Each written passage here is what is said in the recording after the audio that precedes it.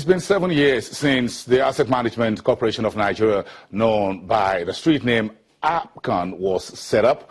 So let's get a bit of a journey to the present and what the future of this agency really is. That's the bank with about 6 trillion naira in his kitty.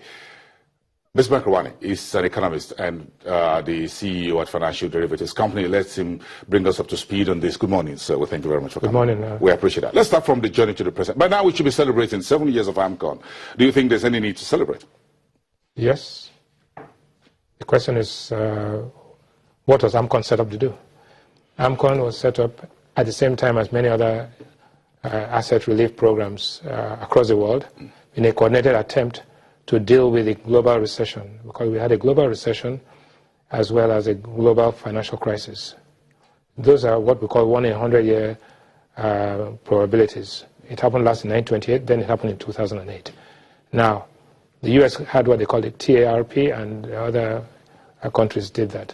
Ours was AMCON, to respond to the global financial crisis and to prevent contagion from spreading across to other markets. It was done also to stabilize. AMCON is a stabilizer. So if you put some context, you have the Monetary Policy Committee making monetary policy, you have the central bank regulating, and then you have NDIC as a distress resolution institution, and you have AMCON as a stabilizer to buy toxic assets from the banks, provide liquidity, prevent them from having solvency issues, and to actually keep the markets stable. That was the objective.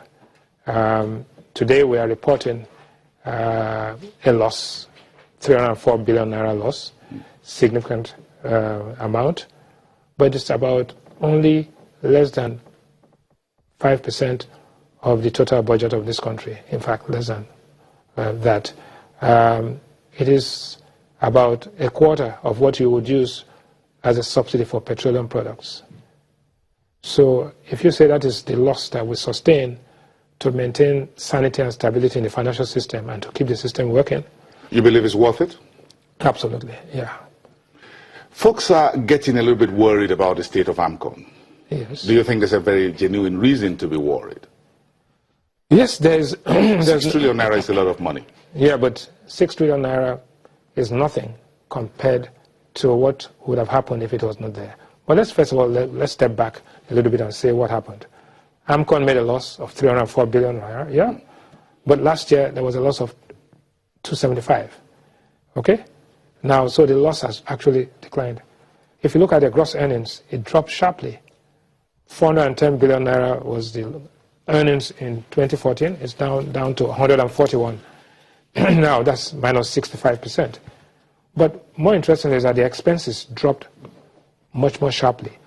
The expenses last year were 226 billion. This year is down to 67 billion. So they've been able to rein in the expenses. Personnel expenses went down from 23 to 17 billion. And credit loss expense went down from minus 125 billion to minus 65.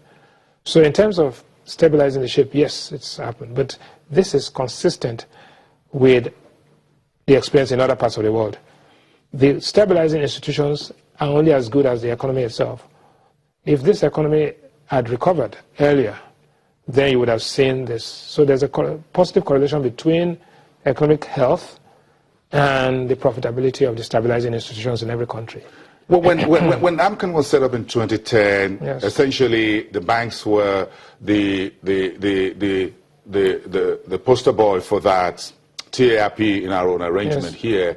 But looks like, yes, we've been able to move on from the problems of the banking sector in 2009 with Lamidi Sanusi's excellence and now the Emir of Kano as the head of the CBN. Then it moved on. AMCON moved into aviation, a bit of oil and gas, a bit of real estate, and a lot of other recovery and stabilizing things. So that's where folks are beginning to get worried. And look, AMCON perhaps had finished its job as far as the banking industry was concerned, but they're beginning to see other things popping up. No, that's not the point. The point is that AMCON had acquired 12,500 relationships. I want you to imagine what would have happened if those 12,500 companies went totally bankrupt. It was that much? Yes. If they went bankrupt, fired everybody, the 3.6 trillion naira of depositors' money would have been lost. 9 trillion naira of banking assets would have been at risk, right? And the contagion would have spread. In fact, there would have been a complete catastrophe. 1. 2, if you are facing a recession now, in spite of the fact that there was a stabilizing institution. What would have happened if AMCON had sold all their shares, or the banks had sold all their shares into the stock market, which was already, which had crashed at that time? If real estate, banks recognized their real estate collateral, what would have happened? There would have been a complete and economic disaster. It would have been apocalyptic. Now, that didn't happen. So what's the social benefit of AMCON compared to the financial cost?